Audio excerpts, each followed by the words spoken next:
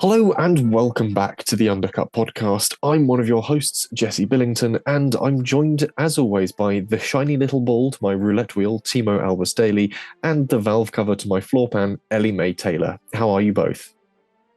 I already feel violated. We're not even 10 seconds in. All I said was you're a shiny little ball. What's wrong with that? It was more the pairing with whatever monstrosity you called Ellie-May just there. It didn't sound right. Valve cover to my floor pan. Did you not see FP1? Well, no, actually, I did, but I didn't need like... Well, no, actually, that's fair. I didn't see it live because who the hell would? Not even the fans got the opportunity for us to do it anyway. But yeah, no, I'm good anyway. I'm just going to draw a line swiftly under that. And Ellie-May, how are you? Please talk. I'm good, thank you. No qualms about being called a valve cover? No, I sort of got stuck on the bit where Thiemo's a little ball. Shiny little ball, like the little one you put into the roulette wheel and you spin it around and put it all on Red Bull, more like. Anyway, yes, as you might have guessed, we're back to review all the action from this weekend's Las Vegas Grand Prix, and we'll be taking a look back at, well, we haven't actually got any of the real news from this weekend. There's quite a lot to actually pick apart from Las Vegas, and I think a lot of bits we want to discuss. So we'll launch straight into the weekend with the opening gambit, which was Jacques Villeneuve getting married in the paddock. We had mentioned beforehand that there was a tiny chapel of love that had been set up in the paddock itself, and Jacques tied the knot with his partner Julia in the Chapel o' Love, and the couple were treated to an intro of the F1 theme. So as they walked in, they obviously had the F1 theme march them in, followed by the traditional Wagner's bridal chorus, with proceedings being overseen by an Elvis impersonator. So very much the stereotypical Las Vegas wedding with a slight Formula One twist. If anyone was going to, he got paid to get married in the paddock, no? Because that, I mean, again, I know what you're saying there, Amy, about to say that, like, if anyone was going to do it, it does make sense that, of course, it's Villeneuve, but really, yeah, that low for cash that you're going to get married in, like, if he's done that for free, I feel like that's a missed opportunity on his part, but really, that's where you're going to get married? Really? Why not? I mean, who else has got married in an F1 circuit as F1 is going on? No one, because no one's ever thought that's a good idea. I think it's a good idea. I sort of side with Thiemo. I sort of side with Ellie-May. If you're the 1997 F1 world champion, obviously a huge amount of stay relevant life. somehow, because no one cares what you think right now anyway these days, because he just comes up with crazier things. But at the same time, man, just it's not my style. Calm it down a notch. It's not my style of wedding. I wouldn't opt to have that. If it's what he wanted, I can see that he potentially enjoyed that, even if all of his wedding guests were simply the assembled press. Like, just sort of, you come out and there's Luke Smith and Chris Medland there going, well done, I guess we did this. Was a surprise to everyone. I am so fatigued right now from this weekend. Is this happening or am I hallucinating? No, somehow I've woken up the next day and that did actually happen. They wouldn't have been actual fudge. Too fatigued at that point, because this was like Thursday night or Friday night, so it was... Yeah, this was... I'm just going to assume they got there on like Tuesday or Wednesday and the time difference is still messing with them. Oh, yeah, I saw a brilliant tweet from Zhou Guanyu talking about the time zooms that he's had to skip through to get to Abu Dhabi. He sort of misspelled his tweet, and which really points out the fact that they've covered like 12 time zones to literally get to Abu Dhabi for the back-to-back from Vegas to deal with it all. And I think people are going to be arriving in Abu Dhabi absolutely knackered, because equally teams will have been working till sort of 3-4 o'clock in the morning, stripping down their paddocks and pens after the Grand Prix, like on Friday night, Saturday morning. I think that's the right way around the days go. Like, teams would have been still ploughing on till nearly 5-6 a.m. doing like debriefs and post FP2 stuff. Like, the times were a bit manic. And I don't think anyone thought that far ahead. With Singapore, because it's a night race, plans are in place for hotels to have 24-hour food and 24-hour service, so that the teams can operate on essentially a conventional time zone, which just means they happen to sort of be nocturnal at that point. They sort of adapt to a night shift before they even get there. Whereas with Vegas, none of that preparation or planning seemed to have been put into place, which was an interesting outcome. You'd also think, being in the northern hemisphere, it'd get dark fairly quickly, would it not? Yeah, relatively quickly. Like, I just think the sun sets there about sort of 6:30ish. So we could have had a race in the dusk, and you'd have got much the same effect. Yeah, but it's not as exciting as saying we had it at 10 or at midnight. It's at 6 o'clock. But then who sleeps in Las Vegas? But apparently the locals do, but... Well, you don't get the chance, because even if you did, the fireworks will bloody woken you up at the end of it. Yeah, and FP2 went on till like 3:30 in the morning or something ridiculous. But we'll get back to all the timing things because there's a few more points to add into that one. But after Jacques Villeneuve got married, obviously we mentioned the Chapel of Love was set up in the pits and paddock. The F1, this was an interesting side of things. F1 actually bought the land that turns 1, 2 and everything was situated on, and the pit building and the paddock area itself. And they spent $500 million on that pit building, and they forgot to put a media office in it. Every square inch of that GP has been monetized to within an inch of its life, seemingly at the expense of actually being practical to many people. I don't know what life was like for the teams actually on the ground, how much space they had to operate within, where they had to park lorries, where they had to actually store stuff. But when it came to sort of production and media, like there was a commentary off booth, and that was it. Like there was no standard office. Like Ellie-May and I Who needs a been to media the office anyway? sport that relies on a huge amount of people writing and producing stories across the whole weekend. city is the media office. It's just a Vegas thing. You clearly didn't get that press memo, so you just got to work with it in Vegas. That's just part of the charm of the place. They did that on purpose. You're beginning to talk like you expect that Las Vegas Grand Prix was not well organised, and I don't know where you're getting these kind of crazy ideas from. It's fine. I'm going to do the Max Verstappen. I'm going to start off really negative at the top of the podcast, and by the end of this, I'm going to be singing singing along to Elvis Presley in the car, wearing an Elvis Presley-inspired race suit, and I'm going to be really optimistic for it and want to go to the club. Over the course of this, as long as we don't have to listen to that, then that's fine. I was going to say the opposite. I was going to say, can you sing Viva Las Vegas? Yeah, you're clearly very ill. Well, we already knew that. Yeah, that's just a long-running thing. But anyway, with obviously expensive pit building aside, there's a few other issues with sort of infrastructure around Vegas, shall we say, and one of the footbridges across the circuit failed. This failed quite early on in the weekend, and when I say it failed, it suffered a structural failure and had to be shut to all foot traffic. And this is one of the reasons why they were blocking views on the bridges to avoid overloading. But even with just the increased foot traffic, it seems that some of the bridges clearly weren't rated for that, or just hadn't been maintained properly enough to sustain that. So it's a little bit concerning there. And I think that hopefully the organisers and the civil engineers that put it all together will have learned a lot when it comes to managing that amount of people kicking around. Was it a footbridge that was already there in Vegas, or was it it wasn't? I believe it was a footbridge that was already in Vegas. The details were kind of hazy. I got it as sort of like one of those stories that worms its way out of the paddock from sort of quiet team members that don't want to be sort of seen to ruffle feathers, but the story gets out. And essentially it was one that was open to the public, and just there was all massive people having to then sort of go to other bridges, making the situation worse. And it was a bit of a nightmare. There wasn't designated walkways or like cut through channels for press, team members, for videographers, photographers, camera operators, because usually at circuits you've got sort of lots of cut throughs and underground sort of underpasses, so you can get to locations to shoot, report from, interview from, operate the TV cameras from.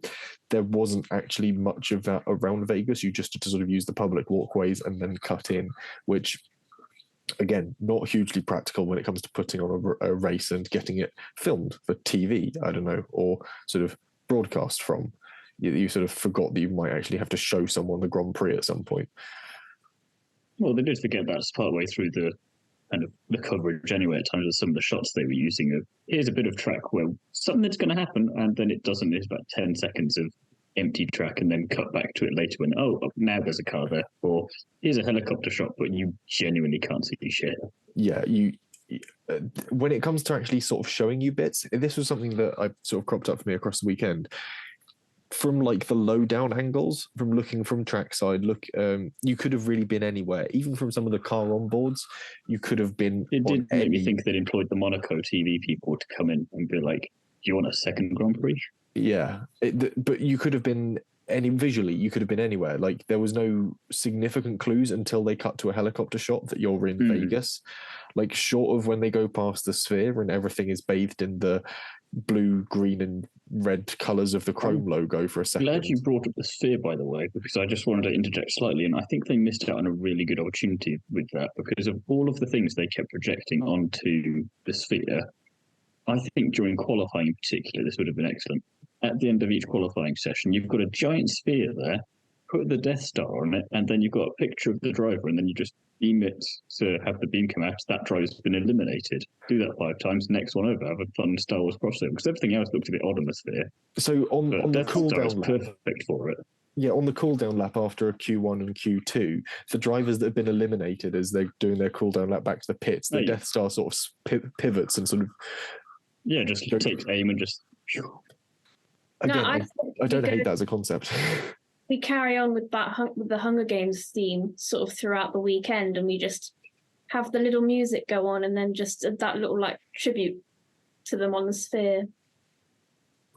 Yeah, that one. That would be... There were so many better ways they could have utilised quite a lot of Vegas-y stuff, and they sort of failed to, which feels like they sort of almost missed the point of hosting it in Vegas where they did. But like not having an Elvis impersonator do the podium ceremonies, national anthem. But I will say, I did feel like I was getting serenaded by Donny Osmond at 5:45 in the morning. So I didn't hate it. I thought he was actually quite good at it. I didn't catch it, but apparently it was all right, better than Damien Lewis' British anthem. What have you got against that man? It was an awful rendition of the British national anthem. I'm sorry. We've got a fairly decent national anthem. It's a bit drudgy, but it's not bad. And he absolutely massacred it. I'm sorry. I haven't forgiven the man for that. Just like a personal bugbear. But I there were so many bits of like definitely like, oh, we're in Vegas across the weekend. There were so many bits where you just go, we could be anywhere. We might as well be in fucking Reno, Nevada. Like it's just bright lights and glamour at that point. Like there's nothing Vegas-y about it. Like, yeah, there was the Blue Man Group and Elvis impersonators pottering around the paddock, but where was the interesting people doing that for the podium celebrations? And yeah, I did like the boxing announcer doing like the roll call for people to come out and get into their parade cars, even if Checo Perez didn't seem to understand what was going on. I think a lot of drivers got quite confused about what was going on. Certainly Piastri and Norris when they both ended up in the same car, mostly because I think Piastri's broke down on the starting grid, which again, that was why there was huge amounts of concrete dust up and down the starting grid at the start of the race, was because some of the cars they had do the parade lap were leaking quite a bit of oil. I think Perez and Hamilton had to end up sharing as well. The two guys fighting for P2 in the championship. Buddy up, boys.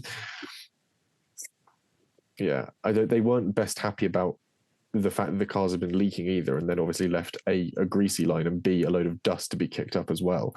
And I think that rather compounded when we actually came to the race start. But we'll get to that in a minute. We've still got the practice sessions where, surprisingly for once, the practice sessions actually had something worth watching for 9 minutes.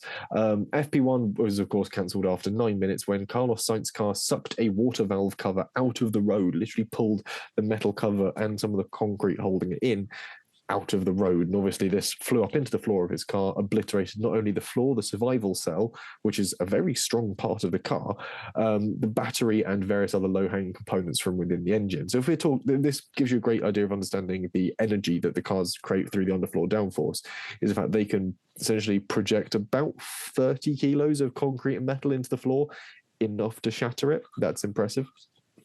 Rumours, however, suggested that the track wasn't properly inspected prior to the weekend starting, and according to some sources, homologation reportedly wasn't signed off until just ahead of the weekend, like a few hours before FP1.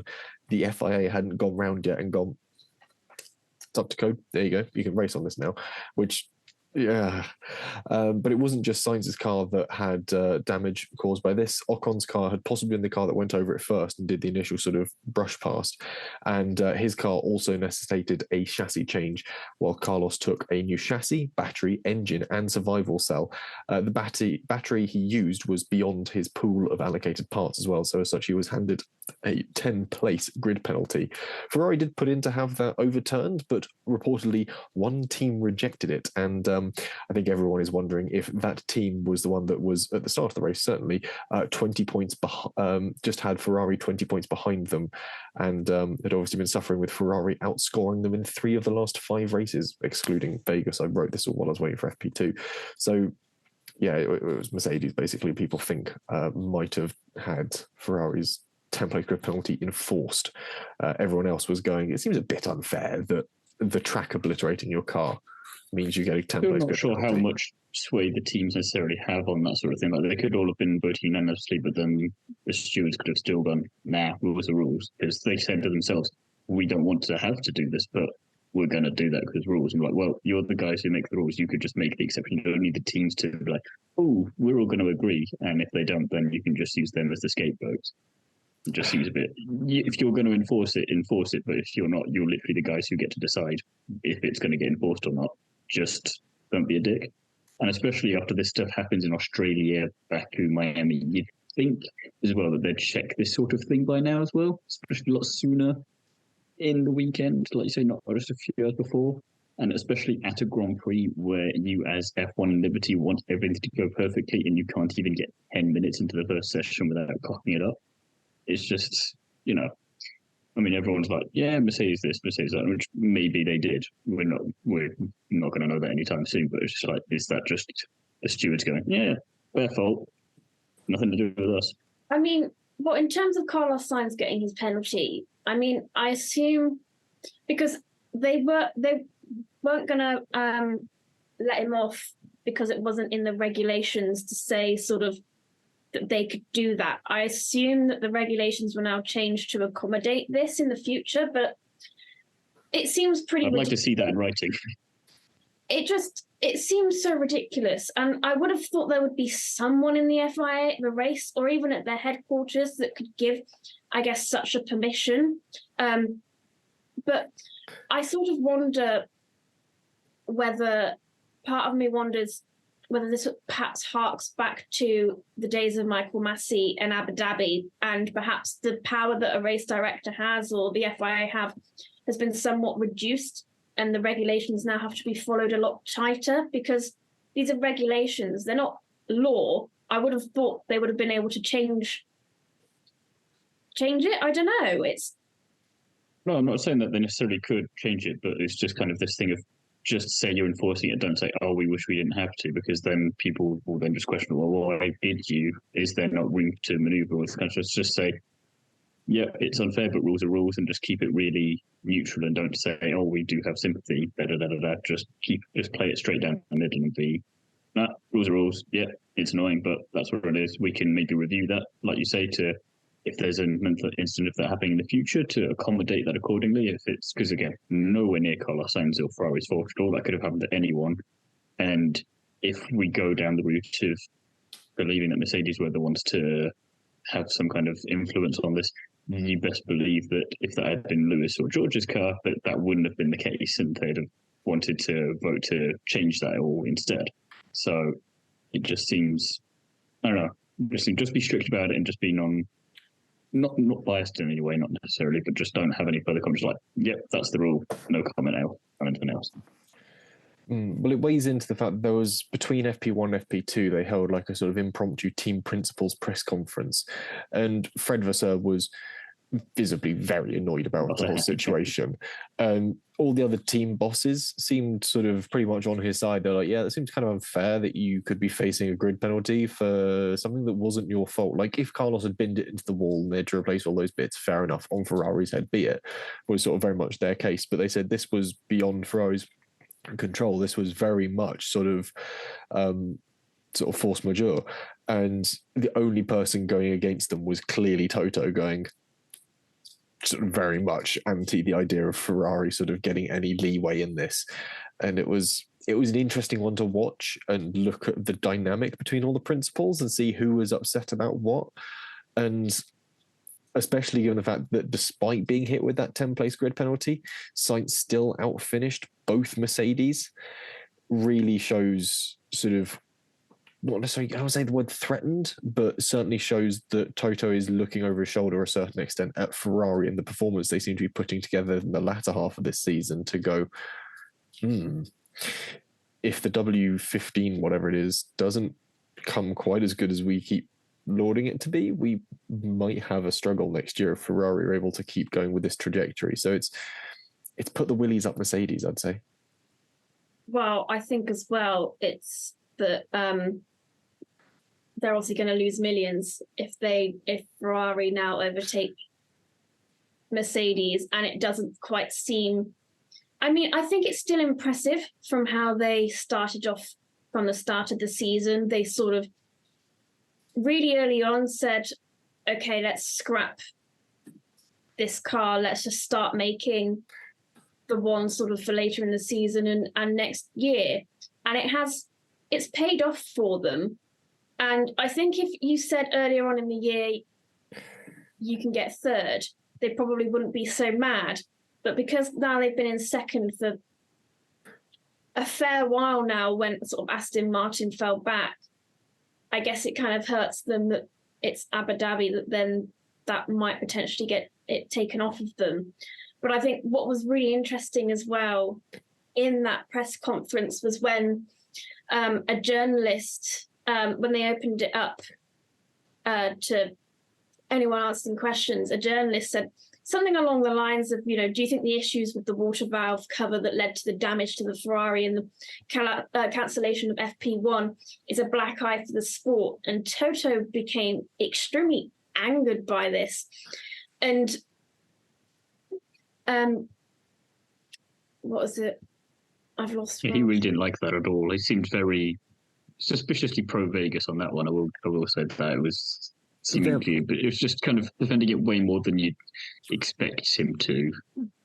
There were a lot of moments where you get the impression that people had been told to speak very positively about Vegas, and you're sort of thinking, well, it's kind of thing, if you're working for F1 and that's how you get your paycheck, and you're not in a position where you can't, if you're not a Martin Brundle or a Jenson Button where you don't really need to be there, you can't really afford to say anything negative about the Grand Prix. You've got to have the party line. But if you're employed by F1, it's different to if you're employed by Mercedes AMG Formula One team. Well, yeah, that's what I'm saying. It's curious. F1. He's in that middle ground there of he doesn't need to say either, and he can say as much or as little as you want, but then it gets curious whichever way you go if you lean into it quite hard. As to which party line he's towing for whom and why. I don't know. It kind of got me thinking, do we have a duty to sort of narrate or anticipate events more positively? Because a lot of people, for me anyway, came into Las Vegas almost wanting Las Vegas to fail. And there was very sort of little positivity on the event coming into it. And we had to remember sort of, and this was Toto's point, that there's a huge team behind this and they've worked hard to create an event. And in fact, I think aside from Hungary, where the promotion of the event is led by Arian Frank Muhlenbelt, it's the only other Grand Prix to have planning and development led by females. Yet very little news outlets actually covered this. And there was any positive press on it prior to Las Vegas actually happening. And I'm by no means saying we shouldn't cover aspects that aren't okay or perhaps been handled incorrectly, because we do have a duty to also provide that information. And I just think, should we be kind of having this narrative of almost coming into an event wanting it to fail? I don't think going in and wanting it to fail is necessarily the mindset. I think when you have something new that's being presented as a very different concept to what's quite a sort of set in stone sport, you have a right to be to question it and to be suspect as to how it's going to approach. Bear in mind the sort of, if you follow cricket any amount, you know how much sort of throwback there was against the 100 when that was launched, and that worked perfectly when it came in. People were like, oh no, this makes 100% sort of sense. You throw 100 balls, it's how much you can score off 100 overs, end. And it became a really fast-paced, interesting way of introducing a new audience to cricket. And Formula One is trying something similar in that regard of trying to introduce new things to get a new audience. And yes, that needs criticism, but at the same time, it does need praise. And I think, like you said, you can't go into it wanting it to fail. And I know a lot of people went into the 100 when it was introduced to cricket wanting it to fail, because they're like, no, we can't change it. We need to have sort of huge sort of 5-day long test matches that go on for hours and hours and hours. And there was this sort of very much sort of standoffish sense from cricket against sort of this new concept. And it didn't look good as an outsider. So I can't imagine that everyone hoping for the downfall of Vegas looked good from an outsider's perspective with regards to Formula One. I certainly view it with suspicion, view it with a critical eye, view it with sort of a journalistic intent to sort of ask, why has this been done this way? What would you do better? More than simply go, well, this is a bit naff, isn't it?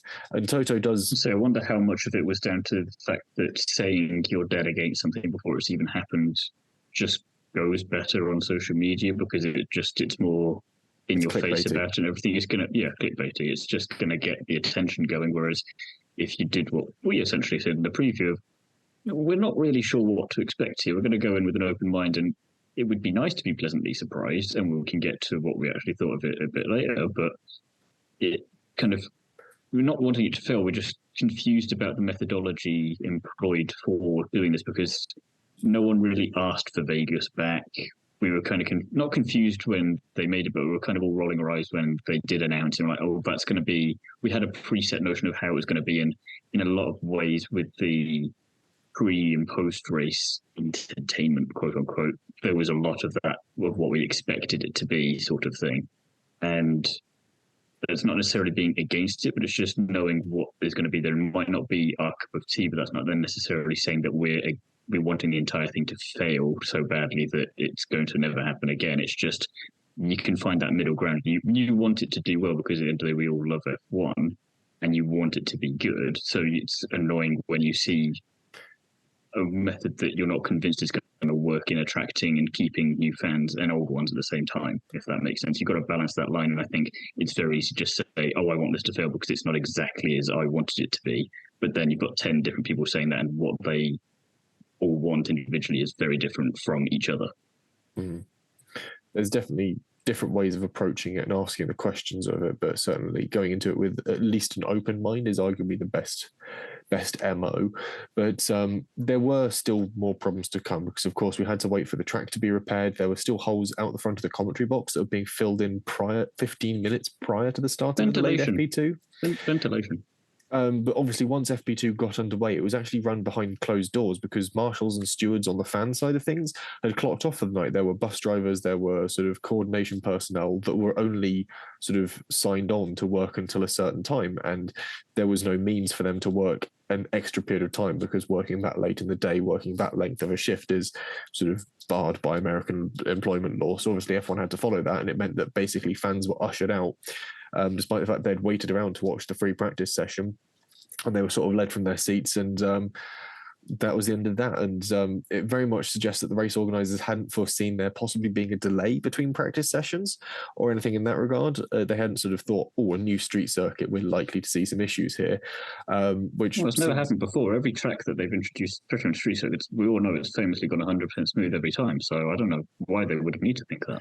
Yeah, it was a little bit short-sighted there. And then obviously fans with just tickets for the Friday were given a $200 gift voucher by way of an apology, which feels like a bit of a kick in the dick. Absolutely woeful. Especially if you spent what I think even just a grandstand ticket for the Friday was the best part of like $800, I want to hazard a guess at. As well, if you saw some of the merchandise that they had and the prices of that, $200 does not scrape you jack shit. Yeah, it gets you. At most, you might get a hat, but even then, it's like you're not going to go all that way. Like, and I got a hat and I got $200 off it. Wait, what? You had to spend 200 quid on a hat? What does it do? Not much. I went to FP1 and all I got was this lousy cap. Like it's. I wouldn't even say that. Well, yeah. But it's a concept that just, it feels like there was a few sort of bits they were scrambling together at the end of it. Yeah, there is a I think it's a class action suit that's being put together in favor, or reportedly in favor of the fans that are attending. But it was a bit of a mess, and obviously with things rolling on late into the night, there were reports, again, this was sort of coming from people within the paddock, that at least 2 teams had their sort of strategy teams just sort of up and leave halfway through. They all disappeared off to bars and clubs in a bid to try and stay awake, just to sort of go somewhere, because they had nothing to do. They had no data to go off from FP1. And as a strategist, as a strategist, you've got nothing to do in FP2. You have a run plan and just hope that gets stuck to. So they just sort of all upped and left to, I think it was a bar they all went off to. And one team sort of arrived at the bar and was sort of having second thoughts about it, thinking, we should probably head back. feels bad to be sort of shirking off work. And they get in there and found that there was another team strategy group already in there, just going, we've got nothing to do. We're just waiting for numbers at this point. We're just waiting for FP2 to give us something. So it was that was kind of a funny story to emerge. But more interestingly, and this again speaks for the weird timings of Vegas, was that because Ocon and Sainz started with a new chassis, generally speaking, to avoid teams rebuilding cars in a rush, you have to, if you enter a new chassis, it has to be the next day. So if you were to bin it on a Friday, you can't quickly rebuild it and put it out again later on in Friday. You have to wait till Saturday. This encourages teams to take care when rebuilding their cars, ensure the process is done properly. But because it took so long to get FP2 back up or FP2 started because of the road repairs and everything, the clock ticked over from Friday to Saturday, which meant that in the time that Ferrari and Alpine had basically rebuilt their cars, the timer had reset, it was a new day, and they were allowed to enter their new chassis, despite the fact that it's still technically being the run plan from the previous day, which they wouldn't have been allowed to do because it took so long. They were allowed to enter. So finally, a benefit to having the weekend at such silly times. Yeah, it was a weird little benefit to it. And again, one of those weird quirks and rules that only comes out at the strangest of events, like when you sort of get the things that say, if a snail passes through and the snail's name happens to be Maria Lee, you're allowed to run a car that's got 1 billion horsepower or something. It's one of those weird things that's hidden at the back of a rule book that all of a sudden someone's gone, hang on, we can get the car into FP2 if we're looking at their watch going, look, we've got to wait 15 minutes, boys, and we can get that out on track. So we might as well start rebuilding it. The clock will roll over. It's eligible to go. So there's, one of those weird moments of Formula One sort of going, oh, yeah, we didn't think about that rule. Oh, well. That's not to say that the rest of the practice sessions went without hitch. We saw in FP3, Alex Albon cracked a wheel and lost a tyre, but somehow Sargent made it to P3 as well. So there was a lot of hope for the Williams, certainly in sort of one-lap pace and short-run pace for the Grove outfit. But this is yet another weekend we've seen cars losing tyres or spitting wheels out across the circuit. And it's certainly something that's come in since we've moved to these larger wheels, that either if the wheel cracks and it ejects the tyre, in the case with Albon's, it actually had a huge amount of the wheel, the actual spun carbon fibre still within the tyre. So it wasn't just like the hub, it was all of it had gone. So I think there's going to be investigations over the winter break as we move to the next sort of setup to find out if there's a way of improving wheel disassembly to improve safety around the circuit, because it doesn't take much for those wheels to get catapulted over catch fencing and into crowds where they can cause a lot of damage. Beyond that, though, Leclerc then went on to top qualifying with Verstappen P2 and Russell P3 once you account for Sainz's grid penalty. McLaren were out in Q1, Lewis couldn't find pace in Q2, nor could Perez, but both Williams made it into Q3 and started the race P5 and P6. In interviews and reports from the team, the lower temperatures saw their car not overheat its rear tyres, which essentially in short run gave them more coherent compounds to utilise. This coupled well with a nicely understood low downforce setup and gave the team a good amount of pace, and both drivers were able to maximise it. It was really promising to see Logan Sargent's sort of development through the season. He's gotten better, certainly, and with the car being a lot more stable but a lot more dynamic, he was able to really utilise that. So there's good signs there, but pole was set in the wee hours of Saturday, and with the Grand Prix set to start at 10 p.m, also on the Saturday in local time, we actually saw that pole and the winner were crowned on the same day. Ultimately different people, though. But yeah, another interesting quirk of the organisation, because, of course, qualifying started as the clock ticked over into midnight. Most of qualifying and the race actually happened on the same day. Stroll would go on to take a 5-place grid penalty for additional power unit components and dropped from 14th to 19th at the start.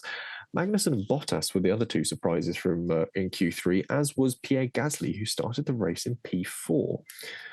And then we moved on. Was pretty good. I just think that whilst we did admittedly get a decent race, which I'll get back to in a bit, but I still think that the qualifying, what we see in qualifying, needs to transfer over more to the Grand Prix more often now, because, like you said, there was quite a mixed up top 10 there, and especially when you look at the fact that Lewis, Perez, Sainz, and both McLarens were out of the mixes there as well. You want that kind of jeopardy in the race, and we did get jeopardy in the race, but it was kind of, you could have had this, and what you got wasn't bad, but we want it closer to what we get in qualifying, that kind of jumbled up nature. Yeah, it's weird that you can have such a jumbled up grid and it so quickly just sort of resets itself come the race. seems mainly down to tyres. It does seem to come down to which teams can utilise their tyres. And I think in Vegas, with the cold temperatures, that was made more starkly known than anything. Teams that either struggled with sort of getting heat into their tyres or getting too much heat into their tyres, rather, were able to really capitalise on those conditions and make the most of it. That's where we saw sort of the Red Bull not necessarily struggle, but certainly wasn't quite at home. But the likes of Ferrari, Alfa Romeo, Haas were able to really sort of go hammer and tongs at it early on because they knew their cars were able to generate the heat. And with the cooler conditions, they weren't going to grain them up quite so quickly. Of course, moving on from qualifying, we dive headfirst into the race. And the first thing that we see is Max pushing Charles wide into turn one. He earned himself a 5-second penalty for this, which, given that he had just done one lap post the safety car and had already opened up 2 seconds, really looked like it wasn't going to be a very worthwhile penalty. But equally, I did see a lot of people seem quite unhappy with Verstappen, especially for his reaction to and the penalty, the reaction to the penalty, because there was no grip, but it meant that the two, like, you're dealing with two of the best drivers in the world, quote unquote, if you believe the WWE or UFC announcement guy at the start. And it just seemed a little sloppy to do that straight away. You could have you didn't need to dive for it right there, and then you've got 50 laps. You're meant to be Max Verstappen. You don't need to be doing it so rashly, so early doors. And 5 seconds didn't really do much of anything. I mean, the safety cars were what brought everything back together. And if that had just been a normal-ish race, it would have made zero difference, and ultimately didn't make any difference anyway. So it was just, I know he doesn't even need to be there in the race, Max, at the moment, because everything's wrapped up, but it just seems like, well, why are you going so weirdly aggressive for something that you could have just done down the back straight anyway? Equally, why not? He's got nothing to lose, nothing to gain. You might as well. No, I know, but it's just, you expect better from a higher caliber driver. It's kind of something you'd like, why are you bothering to push him out so far early? It seems a bit like you can't claim that, grip, but also there's not going to be grip. There's, just do it more outlandishly in a much more entertaining way later. You'll have more fun with it rather than just, nah. I don't think drivers did realise, though, how much or how little grip there really was, though, because as well you had both Carlos and Fernando spinning out, especially Fernando. Whenever do you see Fernando do that? Yeah, Fernando Alonso spinning is quite the odd thing. I mean, we'll just wrap up on Max quickly. True, but he wasn't going for like an overtake. He's kind of overtaken, but again, it seemed more he just did it by himself. It wasn't as a result of doing anything else, whereas Max just seemed to, he could have made that corner without Charles being there, It's kind of, it seemed more like he was just a good cover for getting past him. Yeah, I mean, Charles said of Logan Sargent, Fernando. So he was doing it for places. He saw his opportunity and went for it, and it ultimately didn't pay out when then he tried to brake and realised, there's no brakes. Yeah. But I mean, Charles said in an interview afterwards with, I think it was Canal Plus, the French network, that he and Max had already spoken about it, and Max had simply just lost grip on entry and was fighting understeer. It wasn't the best side of the grid to start on. That one. It had all the oil and the concrete dust laid down post parade lap anyway, so he'd likely started the race with cold and dirty tyres. And Max just said that he'd lost grip on entry and was fighting understeer. And if you watch back Max's onboards, he's not necessarily not in control of the car, but he's fighting a lot more than you'd expect him to. And equally, he said that the two of them had already moved on from it. Like, they appreciate that there was no harm lost there, and given the pace the Red Bulls had, he was going to come past at some point. So it's annoying that he lost it, and he felt that he could have been fighting for the win, but ultimately the race ended up. But like we mentioned, Alonso dived up the inside of the pack. He had a very good start, really started sort of launching his way down the field, stormed up the inside of turn one, and then without any grip spins and narrowly missed the back of Logan Sargent, which would have really ruined his race more so than it sort of panned out as a bit of a flop anyhow. But yeah, even then Bottas dived on the brakes to avoid him, and then Perez runs into the back of Bottas, and at the same time Hamilton has had contact with Sainz, and Sainz has spun. So it's all a bit chaotic. It's been 5 minutes since Perez drove into someone anyway, so it's due to happen. I mean, to be fair, I don't think Perez was expecting Bottas to be A, in front of him, and B, then suddenly lay into the brakes in the sort of high point of turn one. So it's a bit of an odd point to do it, but the whole thing triggered a VSC just so they could quickly sort of tidy up some of the debris that come off of it, which didn't necessarily neutralize things, but very quickly sort of stabilized things at least. We then went racing after the VSC, but with cold tyres, Norris suffered a bit of floor contact over a bump coming out onto the back straight and spun out and crashed, which fairly quite big spectacularly. It was quite a spectacular crash, a lot of sparks coming through. It's just the way that you saw it unfolding. You just had this camera angle, you just saw sparks and it cut to something else. Like, wait, I swear something happened there. And the camera people are like, oh crap, if we go back and then you see the above shot and you see how close he was to him, to Piastri, like that would have been awkward as heck. But the nature of it, like, what happened? Surely something must have hit him, and it was like, no, just wrong place, wrong time, and just out. And like, yeah, you ain't getting that back. Yeah, my initial guess was it looked like a sort of botched upshift, like something had gone wrong with the hydraulics, and therefore the gearbox hadn't synced a shift somehow and under-rotated the rear at turn 13. But it was just this bump. If you watch it back beforehand, you do see it just kick, and then he fights it for a good while. But unfortunately, at that point, on cold tyres off the back of a VSC, just goes round on him, and unfortunately at that point it was sort of med centered, then off to the hospital as well afterwards, but all accounts I could just hear Piastri in my head if he'd been hit just going, why I could have had a chance, why? But after that it was a pretty straightforward race with the grid very much unjumbling itself. Max fought back through after his penalty extended stop, saw him lose a lot of positions. Leclerc definitely fought well to defend back past him as well as Max boxed, so he sort of made sure he got I would like to have seen him get the overtake done a little bit earlier so he could capitalise on it once. But I think Red Bull sort of made the box call as late as possible to try and avoid that happening. So a smart move there, really, from the Red Bull pit wall. But Leclerc drove well around it and made the one-stop strategy work when it really didn't look like it was going to be the competitive option. And it was a move that Charles had done before, which he then completely telegraphed and put past on Perez again on the final lap. And equally, he had passed Perez doing the same thing earlier on in the race. So Perez surely would have known that was coming, and you would have expected Perez to maybe have defended it a bit better. But instead, he just sort of shoots it up the inside and makes it stick going into those sort of final chicane. But ultimately, it was a fantastic race from Charles. I know we'll touch on him later. Hülkenberg and Tsunoda retired. I know Tsunoda retired with a gearbox issue. I'm not entirely certain what the problem was with Hülkenberg's Haas, but it was overall as a race, it was quite good. I've got some additional notes jotted down over here.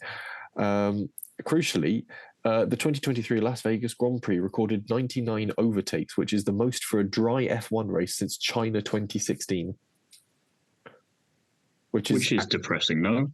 Depressing that it's been so long since we've had a race with a lot of overtakes, but equally it's like IndyCar. If you've got 99 overtakes, I know different, but if they've only got 99, you think that's been a bad race. Whereas now kind of like, but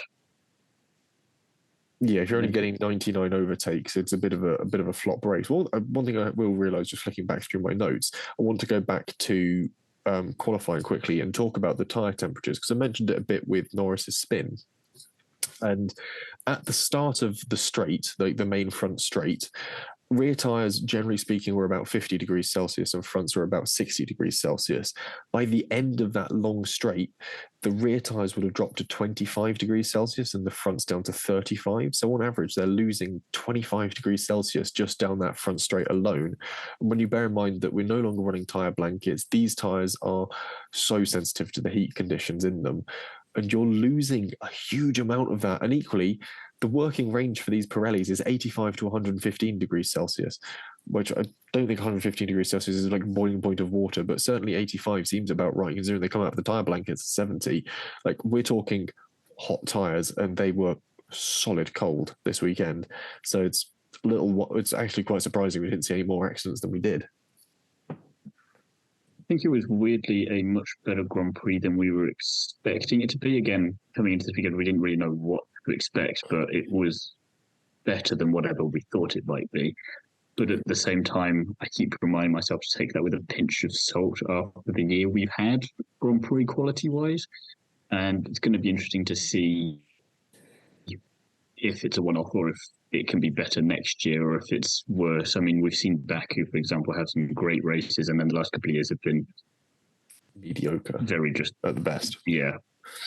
So it was a good start, and I think it definitely salvaged the weekend overall, because with all the other issues surrounding it, if it had then been a boring race, it would have, to hark back to what you were saying earlier, Ellie-May, given a lot of people who were coming and wanting it to fail even more ammunition to go, well, that was all worth it then, wasn't it? We got absolutely bugger all, and Max won by 40 seconds down the road and nothing else really happened. Whereas at least this way, be it because of the slightly jumbled up nature of the grid and some of the contacts, such as with Lewis and Piastri and George and Max, and just signs and the different pit strategies going on, we did get some drivers down the bottom of the pack being able to come up several times to try and get back up to the top of it. And that was entertaining. It was nice that you could actually overtake at Vegas, and you obviously had the strip for it, which was the perfect kind of overtaking opportunity. But that wasn't the only place you saw it. You saw some very neat and niche overtakes in other places of the track where you didn't think you were going to get it. And it was weirdly entertaining. Again, it's kind of hard to know. You're kind of sitting there going, did I just enjoy that? Yes, but I wasn't expecting to say that. So I don't know how I'm feeling now. Did you enjoy it, Ellie-May, or are you yawning because you're remembering it and that is why it was just boring for you? No, I'm just really tired. I really enjoyed the race, but what I will say is I thought George Russell's 5-second penalty was quite harsh. I mean, it's agree. Verstappen's overtake sort of came out of nowhere, a bit sort of almost like Leclerc then did on Perez. It was just that Perez Leclerc did it cleaner. But yeah, I think I was surprised that George got the penalty for that, because I thought if anyone's going to get a bit of a slap on the wrist there, that's going to be Max for leaving it so late there, because where's George supposed to go? Well, that's what I thought when I was sort of looking at it. I thought, is Max going to get a penalty? And I thought, nah, it's more of a sort of racing incident. But so it seemed more racing, but you're thinking if you're going to apportion blame, then it's not going to be on the guy that's just trying to get around a corner before this car just comes out of nowhere. Yeah, I just think George didn't see him, and I thought, it was just a bit harsh, but maybe because it had been done a few other times throughout the race, the FIA maybe saw that and thought, well, everyone else has done it cleanly, and you haven't. I think it's harsh. It was curious. It was a little harsh. I did find it interesting, though, with the team radio, that I don't think they told George until after the race, because I wouldn't necessarily have thought you'd still fight that hard towards the end to get P4, but the way it was phrased on the team radio, it was like, does he know he's got a penalty? Or are they just choosing not to tell him until later and just like, let's just see how far we can push him up the grid and then see if we can build a gap, if that's possible, of 5 seconds, so that we can do downward limitation, and we'll just tell him later.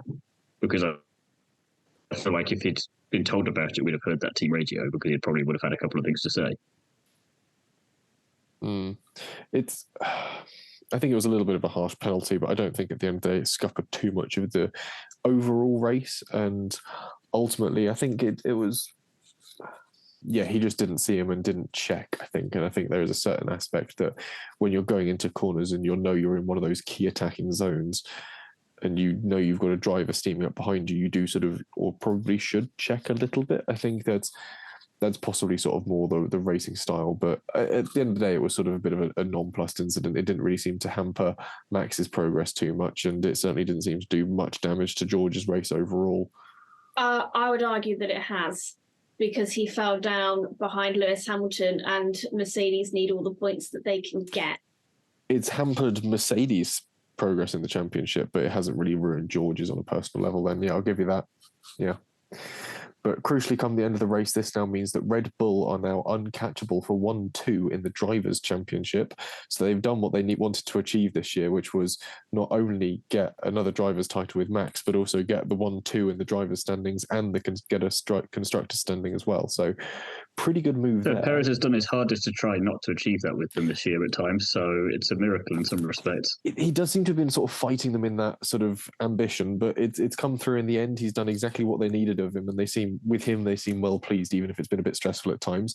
Sainz is now, however, tied with Alonso on points, but does lead on countback with his Singapore win for fourth. This also bumps Norris down to sixth, and also weirdly, because of his podium now, this brings Charles back into the mix for that fight for sort of the top end of the points, which is quite the little battle that's going on there. It's quite fun to keep an eye on. Obviously, Ferrari is now even closer to Mercedes overall. He says scrolls up and checks notes. 4 points, isn't it, going into the final round, which is... And Aston Martin's not too far away. It's like 10 or 9 points away from McLaren, I think. So, I mean, that's doable. I don't see it happening, but it's doable. Aston Martin are 21 points behind McLaren. Oh, no, hang on. Okay, slightly. Okay, they do need McLaren to have a pretty bad weekend, but... No, they are 11 points behind. Sorry. That's more doable then. Still, it's going to be tricky, but interesting. Yeah, it's perfectly attainable, but whether or not Abu Dhabi suits the Aston Martin and McLaren, I have to go pour over my numbers for it. But so if we take it back to other desert tracks this year, 50-50, Qatar went all right for McLaren, not so good for Aston Martin, but Bahrain went pretty good for Aston Martin, not so good for McLaren. So it depends, but obviously there's been a lot of development in that McLaren, so we'll see how it pans out towards that. But yeah, it's bringing the season to a good end. I think we're seeing a few of the final battles really shaking out at this point. So it's been a worthwhile Grand Prix, I think, crucially in the overall sort of putting together of the year and the season, I'd say. Whether or not the aspects of it that were put around the race were to be enjoyed, or whether the timings were perfectly correct, is yet to be fully nailed down. But I think conceptually as a race and what it's produced, I think it's been beneficial to the season and providing some interesting insight, certainly. Do you think needed it? It's been put on. They didn't put it on earlier. I mean, one, I guess logistics, but two, because of European time. Well, earlier on in the day. Yeah, because we're thinking it's what. They started the race at 10 o'clock. That was 6 a.m. for us. 7 a.m. 7 for Continental, yeah. There was very much the case of, generally speaking, around the world, races are held, so they start at, I believe it's 2 o'clock UK time. But they're a lot more sort of flexible on that these days. I think they allow for like 3 p.m. starts. Obviously, that's why we have like Singapore being a night race, is to keep that relatively in regards to sort of being sort of that standard 2 p.m. UK start time. But obviously there are certain places where that just can't be met. And I think that viewers are getting more and more flexible with that. Things like Suzuka, Australia, sort of being held at different times mean we get different start times. And it's once or twice a year for the vast majority of Formula One's fans. I think they appreciate that it's a bit of a struggle for some fans, but ultimately it's not too bad. But I would possibly argue that you could have factored in the effort that puts onto the teams, especially ahead of a double header off the back of a triple header. Well, that goes away for the name of entertainment, though, doesn't it? Yeah. Especially the double header and the fact that there's such a different time zone. At least with the triple header they've just done, they've not really sort of hopped around too much with time zones. You're sort of only jumping sort of 1 or 2 at any given point in time. It's not too horrid, but going from Las Vegas out to Abu Dhabi, you're jumping forwards in time by 12 hours. You're spending 17 hours on a plane to achieve that, or something awful.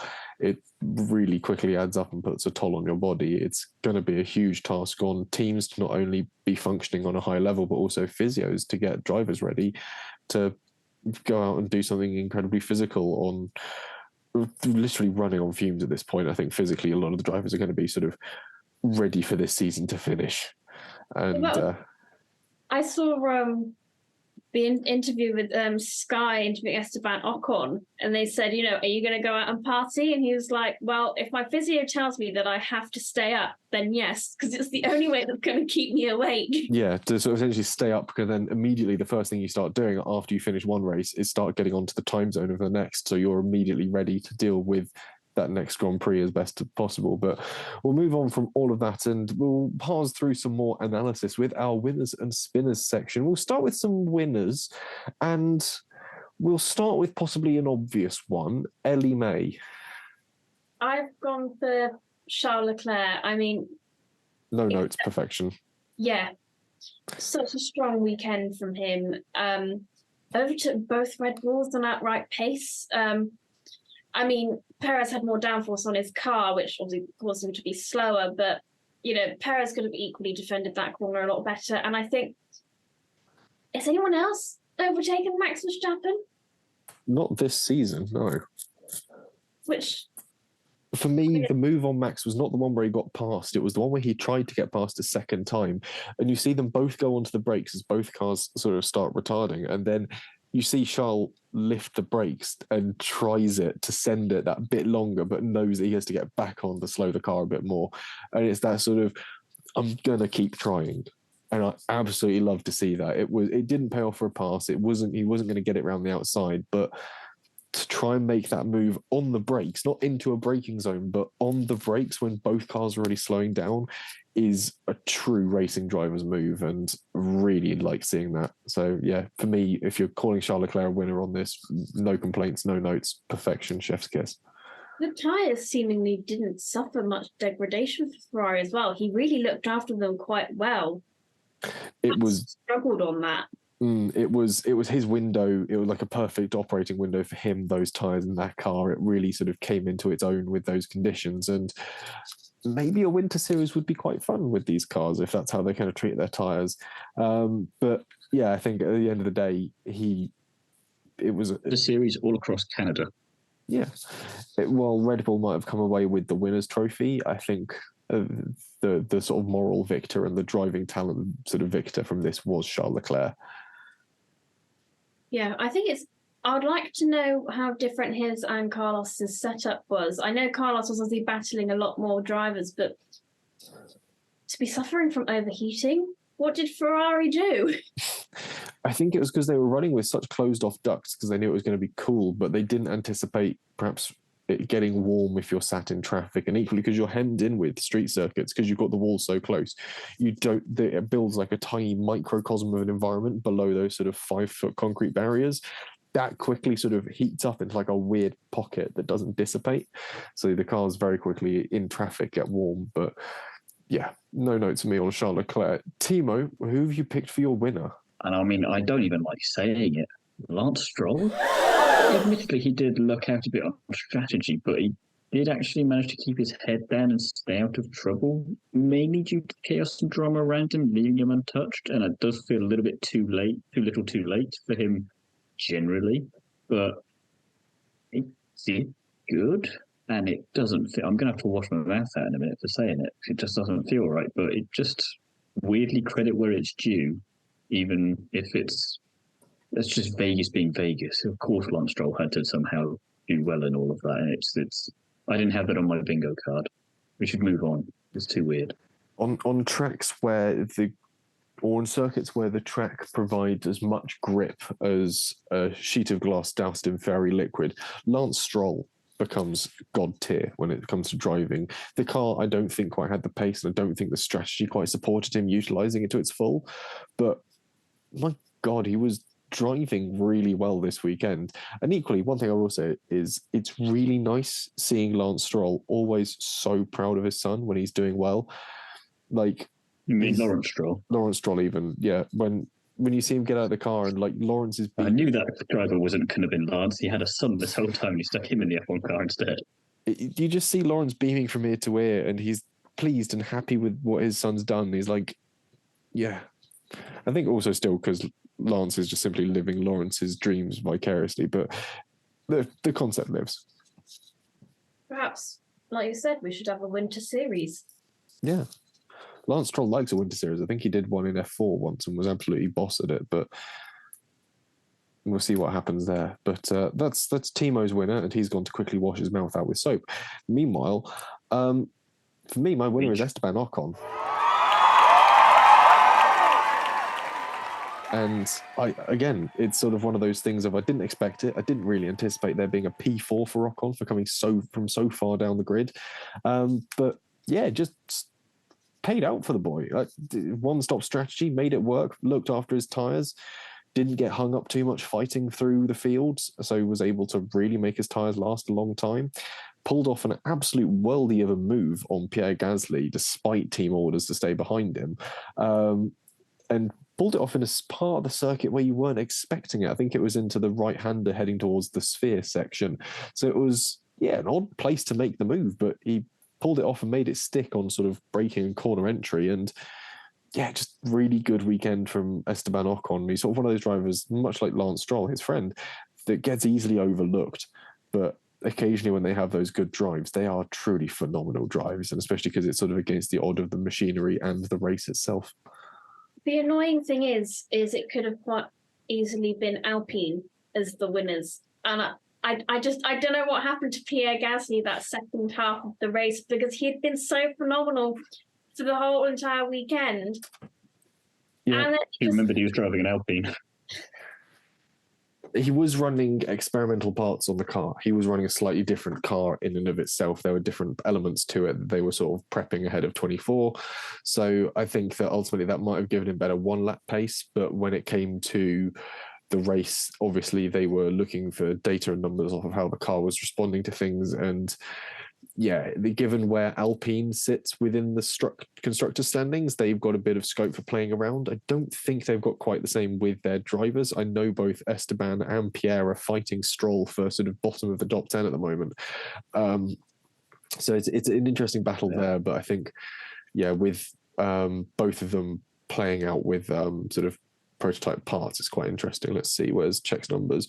Ocon 58 points, Gasly 62 points, so just 4 points separate them, and Stroll is on 73, so they're all within sort of touching distance of one another. I think Ocon might be a bit far out to try and get Stroll at this point, but certainly Gasly against Stroll, there's possibility of something happening, and they might swap the field again when it comes to Abu Dhabi, like we've seen them sort of swap back and forth before. They both have experimental parts, and Esteban Ocon have to go back to an old chassis with his... It was after the crash, they swapped Esteban back to a rather more standard setup, and I think come the race, because that was slightly more understood against the long plan data, it paid off for him. So it's sort of sod's law, it paid out that way. But I think at the end of the day, to still produce that drive on a one-stop when those around you are going bold on the two stops really shows off sort of quite a good level of talent there. On the flip side, we'll go to the spinners, and we'll start with Thiemo, because yours is relatively straightforward to explain. Yes, AlphaTauri. I was going to go for Haas, but it seemed me to go for them again. So I thought I'll go for AlphaTauri, just because they didn't seem to really be able to convert anything all weekend. And it's a shame, given recent promise. And it may have cost them the position in the constructors that they were going to go and get from Williams, potentially. It's doable still, but again, they need to have a belter of an Abu Dhabi Grand Prix, and it piles a lot more pressure on them that they really didn't need, and could have done with at least one of the cars up there, and neither one was there, unfortunately. And it was, Yuki absolutely dire in qualifying, and Daniel getting a bit further with, but again, for a track where, in an atmosphere where you think Ricciardo would somehow thrive here and just be able to harness the power of Vegas to push his car forward, it didn't work. So it was a shame to see that on that side. And I think every team kind of had elements of something. I mean, even McLaren qualifying and the race for Lando in particular didn't go well, but Piastri was sitting up there in third at one point going, how do I stay here? So there were moments of brilliance for everyone, and you can look at that with Williams and Alfa Romeo in qualifying. Alpine, like we said, they had a bit of an up-topsy-turvy time. Every team had something, but AlphaTauri just didn't. They didn't really sparkle this weekend. There was just a sort of flatness to them as a team. The go-faster stripes didn't work. All the other teams had a moment where they looked good, whether it was qualifying or the race. There was at least a flash in the pan moment. Yeah, but AlphaTauri just didn't even have the flash in the pan, which was upsetting. But when it comes to spinners, I think here, Ellie-May and I or sort of butt heads a bit. You've gone for the haters, and I've gone for the organisers. I've gone for the haters because even if you take out anything, whether you're trying to create a spectacle or whatever. You just look at the race itself. We had a good race. Yeah, I cannot deny that. I think, though, when it comes to the organisers, there were a lot of things that they sort of fell short on or possibly overlooked. And on a practical side, I would have liked for it to have been done better. I'm not saying the whole weekend was a flop or it was all bad, but there were certain bits that certainly could have been done better when it came to focusing on the race. The entertainment side of it, the entertainment value, the showmanship, incredible. And I don't really hate that on reflection. Like I said, if we're going to have a goofy ass race weekend, having it in Vegas and making it the big top, sort of the greatest show on earth, sort of drama of it all, fantastic, love it. I'm on board with that. But you need to have the sort of solid base to run it off of. And when your track isn't fully like certified until just before the track action starts, and when you've got parade cars that are leaking oil onto the starting grid and you've got bumps that are spitting people off, it starts to feel a little bit 1970s sort of Detroit and Dallas, when you've got tracks that are breaking up under the heat of the sort of summer sun in sort of America, and and Nigel Mansell's fainting, pushing his car across the finish line. It sort of starts to feel a bit farcical in that sort of way, like things weren't properly thought through. But at the end of the day, I will give it credit where it's due. And yeah, as much as I sort of have a few bones to pick, I don't hate it as a weekend. And unfortunately, it sort of very much flies in the face of what I said with our season-long predictions. We made these way back at the start of the year, and I did include on the questions, will Las Vegas suck? And I've coloured my one in red because I said, yes, it will. And I can't say that with my chest. I can't truthfully say that Las Vegas as a Grand Prix weekend sucked. And what did I say? You said no.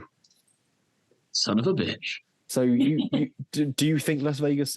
You seem pretty positive about the whole sort of race and the race weekend. So I think I based it purely on the racing because I knew that if I start doing that for stuff surrounding Grand Prix, then there's going to be a lot of arguments about this whole season.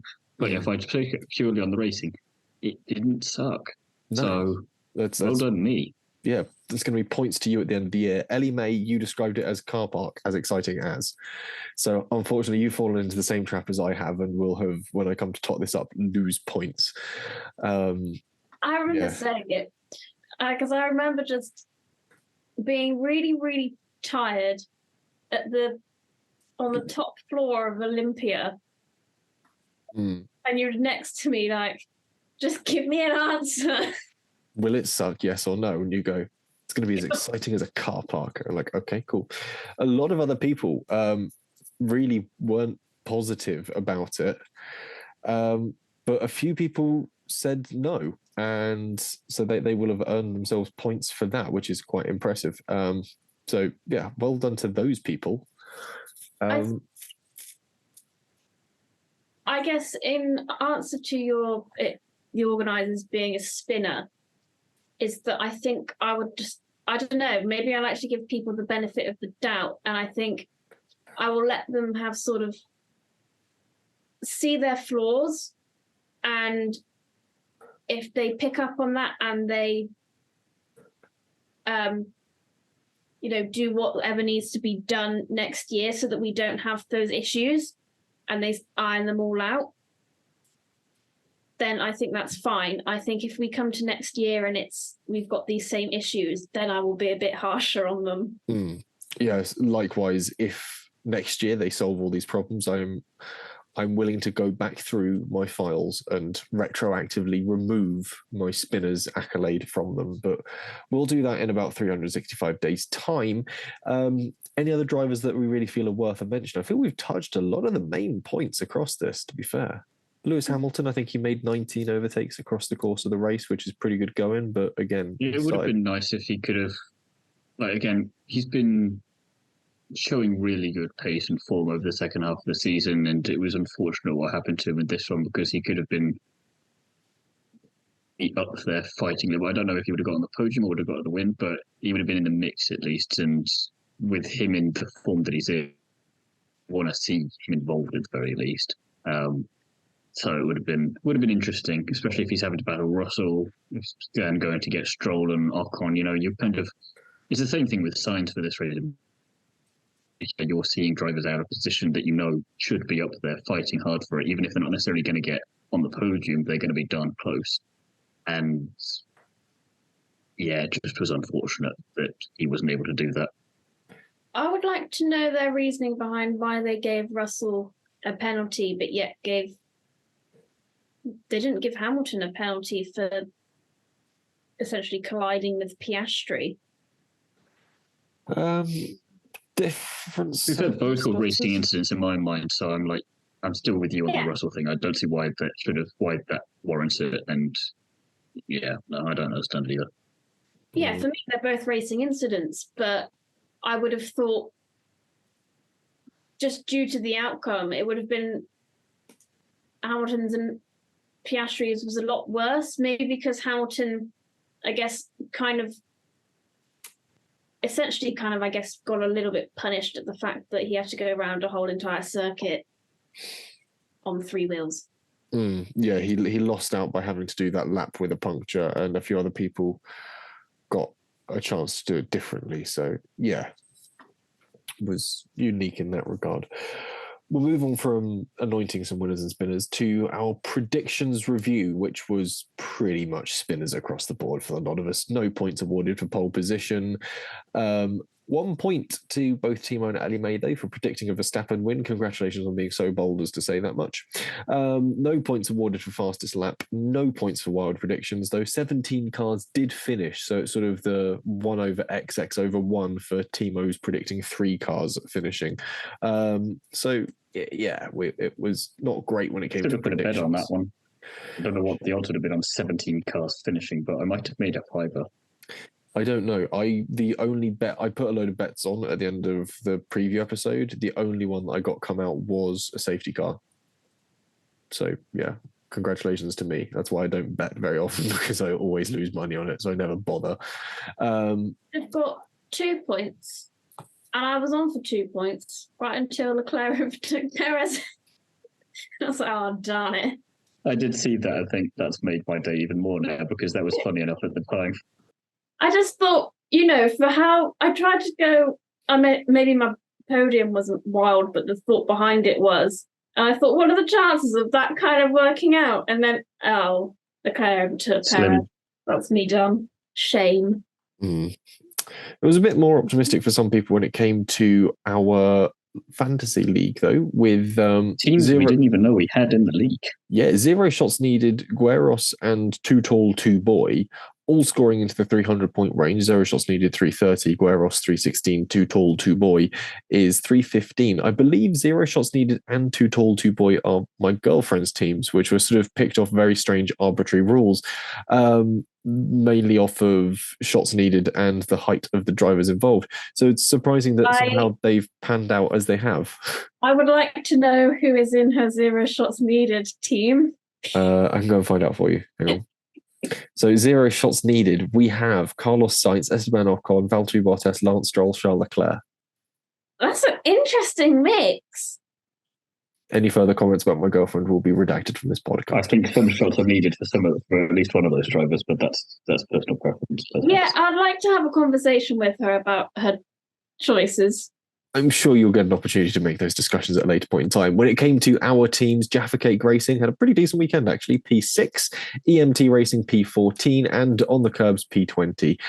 Overall, it is still Alex H9 V2 at the top of the league with 6,272 points. Francisco Rhodes with 6,146 points, and Alex H9 6,010. EMT Racing is still the lead out of us lot in P6, Midbeds Racing in P12, and On the Curbs P11 actually. P11. Oh, you've missed. Yeah, because I realised I was 12th, and then realised I must have just missed the 2. Yeah, no, you're correct. Midbeds Racing is actually in P10. Jaffa Cake Racing is P11. On the Curbs is P12. So I've got 2 teams directly ahead of you, but a long way short of EMT Pretty locked Racing. in on P12, to be honest. I think I'm quite happy where I am. You need to have quite a bad Abu Dhabi, and I need to have a pretty good one. It's only 129 points between the two of us, so you could catch me. Yeah, but you need to have a pretty bad race, is what I'm saying there. Yeah, I've got Verstappen, Sainz, Russell, Hülkenberg, Piastri, McLaren, if you Ferrari, could just put the Freeze in your team by 5 along with Lawson, that'd be great. I could, but I don't want to. Speaking of putting in pointless drivers, Liam, I love you, still tails at the bottom of the fantasy league with 1,259 points, 34th overall, which puts, given that 33rd is on 2,156 points, it's a long way shy. It's about 33rd is going to need a rough race to lose that. Yeah, I don't know what bonuses you could put on to get nearly 1,000 points in one race, but that's by the by. And brings us still in 33rd. Is it me still in 33rd? Which one was yours in 33rd? Experiment Underdog. Yep, you are currently in 33rd with Ocon, Hülkenberg, Albon, Piastri, and Stroll. So very much the underdogs there. But McLaren and Williams, probably over the last few races, doing you quite well. Yeah. That's how you secure that P33. Which is also mad that they were the underdogs at the start of the drivers at the start of the year. Because I literally did this as the Stroll makes sense. Piastri would be a rookie. Albon, we weren't 100% sure with the Williams. And Hülkenberg, we weren't sure either because he was coming back in. Ocon. Yeah. It was a pretty interesting selection, or a clever selection if you're going for the underdogs. But anyway, that brings us neatly to the end of this week's episode. And I'd like to bring back the section where we thank the listeners in. And I've had a flick around on some of our analytics of where this show goes out to and some of the interesting locations. And I've picked out 2 for this week. And I'd like to say thank you to our listeners who are enjoying the podcast in Ludwigsburg, which is just north of Stuttgart in Germany. And an equally warm welcome goes to those who join us in Marionette, which is in Wisconsin. Your city on the bay, I think, is their tagline. Go Green Bay Packers, I guess. But anyway, with all that said and done, Thiemo, where can the people find you? You can find me over on The Curbs, the Nigel RX podcast, Flexrot, Instagram, and Is It Fast, where sometime in the not too distant future there will be an interview with endurance racer Laura, just about anything these days, Samantha Tan. Fantastic. Ellie-May, where can the people find you? Doing my graphics on the Instagram account or on TikTok. Maybe she sounds more and more confident that that's where she's going to be every week. Yeah, maybe my bed. So it's getting to that winter season. Ellie-May goes into hibernation once the final race happens. She sort of bunkers down and we don't see her till spring. I don't like the cold. No, that is plain to be seen.